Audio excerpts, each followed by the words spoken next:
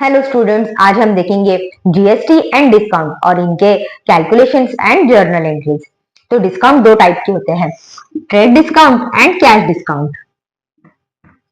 तो trade discount कब दिया जाता है? जब बिजनेसमैन को लार्ज क्वांटिटी में गुड सेल करना होता है तब दिया जाता है ट्रेड डिस्काउंट। जैसे कि विंटर सेल होता है, समर सेल होता है एंड देन कैश डिस्काउंट। तो हमारे कंज्यूमर को जो पेमेंट हमें करना है वो हमें जल्दी पेमेंट करे। सपोज अगर कोई कंज्यूमर को पेमेंट करना है आफ्टर 1 मंथ, अगर हम उसको बोल दे कि हम तुमको 10% डिस्काउंट दे देंगे जो भी अमाउंट होंगी उसमें, अगर आप विद इन 10 डेज ये पेमेंट करते हैं तो ये हमारे बुक्स ऑफ अकाउंट में रिकॉर्ड किया जाता है। तो ये बिजनेसमैन के लिए तो लॉस होता है, बट जिसको मिलता है उसके लिए प्रॉफिट होता है। तो ट्रेड डिस्काउंट हमारे बुक्स ऑफ अकाउंट में रिकॉर्ड नहीं होगा और कैश डिस्काउंट हमारे बुक्स ऑफ अकाउंट में रिकॉर्ड होगा। तो इसके जर्नल एंट्रीज देखते हैं एंड कैलकुलेशन देखते हैं।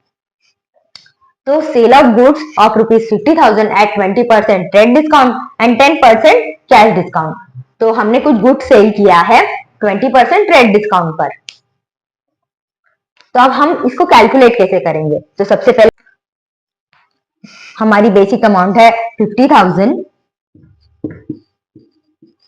जिस पर हमने 20% ट्रेड डिस्काउंट दिया है। तो हम कैसे कैलकुलेट करेंगे?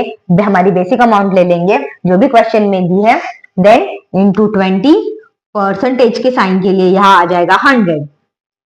देन हम ये 0 से 0 कैंसल, ये 0 कैंसल, देन 5 2 जा 10, तो ये आ जाएगा 10,000। तो 10,000 हमारा हो गया ट्रेड डिस्काउंट। तो अब हम ये 10,000 माइनस करेंगे 50,000 में से, क्योंकि ये हमको तो ट्रेड डिस्काउंट मिला है। देन अमाउंट रिमेन हो जाएगी 40,000। बट ये 40,000 भी पूरे पे नहीं करने हैं हमारे परचेसर को, क्योंकि हमने उसको और 10% का कैश डिस्काउंट भी दिया है। तो ये ट्रेड डिस्काउंट माइनस करने के बाद हम कैश डिस्काउंट कैलकुलेट करेंगे। वो भी ऐसे ही कैलकुलेट करेंगे, इंटू 10 डिवाइडेड बाय 100। तो ये 0 इससे कैंसिल होगा, ये 0 यहाँ कैंसिल हो जाएगा। तो टोटल कैश डिस्काउंट हम लोग का आ जाएगा 4,000।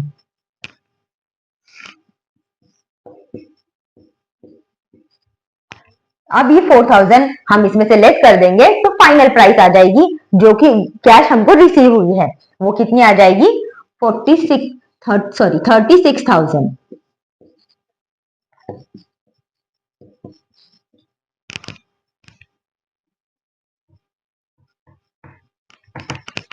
अब हम इसकी एंट्री कैसे करेंगे?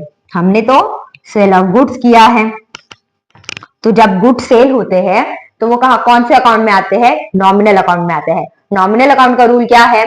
Debit all expenses losses, credit all income gain. अब जब हमने गुड्स सेल किए हैं तो बिजनेस में कैश आई है। कैश कहाँ आती है? रियल अकाउंट में। रियल अकाउंट का रूल है debit what comes in, credit what goes out. तो क्या आ रही है? अभी बिजनेस के पास कैश आ रही है, तो कैश अकाउंट डेबिट हो जाएगा।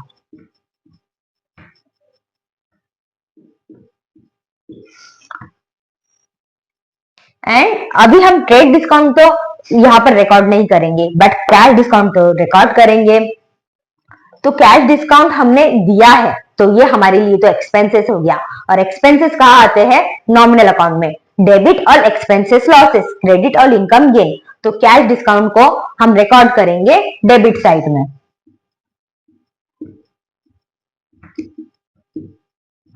Cash discount account debit. हमें कैश कितनी आई है? 36,000। डिस्काउंट हमने दिया 4,000, बट टोटल सेल हमने कितने का किया? तो सेल्स अकाउंट नॉमिनल अकाउंट के रूल से क्रेडिट और इनकम गेन, बट सेल तो हमने 40,000 का किया है, तो हमें 40,000 दिखाना पड़ेगा। ठीक है, बीइंग